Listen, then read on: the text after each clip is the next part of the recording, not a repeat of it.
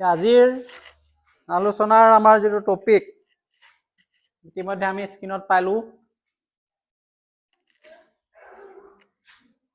Europe মহাদেশ। Europe মহাদেশৰ ওপৰত এক আলোচনা।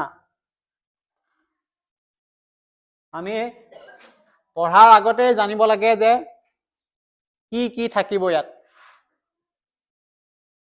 ইউৰোপ মহাদেশখনৰ অৱস্থান আৰু বিস্তৃতি কলৈকে বিয়পি আছে এইটো আমি পাই যাম ইয়াত। ইউৰোপ মহাদেশৰ মাটিকালি কিমান, জনসংখ্যা কিমান, ইয়াত কিমান কিমান দেশ আছে সেইবিলাক পাম। ইউৰোপ মহাদেশৰ প্ৰাকৃতিক সীমা, দ্বীপসমূহ চিনাক্ত কৰিব পাৰিম। আৰু ইউৰোপৰ ভূ প্ৰাকৃতিক গঠন হওক, পৰ্বত, নদী, হ্ৰদসমূহ আমি চিনিব পাৰিম। লগতে মানচিত্ৰখন আমি পাই যাম ইউৰোপ মহাদেশৰ, যে এছিয়াৰ লগত কেনেকে কানেক্ট হৈ আছে।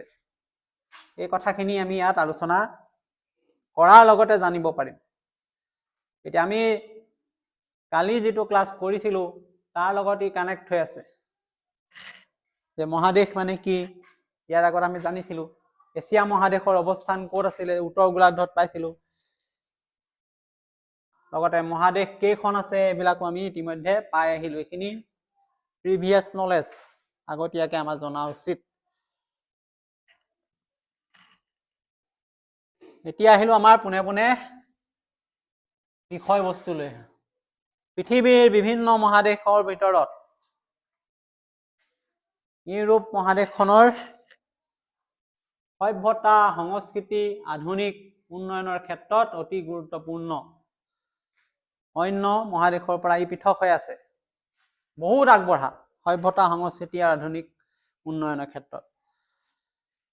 গতিকে আমি এতিয়া এইবিলাক পৃথকে পৃথকে আলোচনা কৰিম, গোটেই কথাখিনি ওলাই যাব। প্ৰথম চাওঁ ইউৰোপ মহাদেশৰ অৱস্থান আৰু বিস্তৃতি, যিটো আমি কৈছিলো।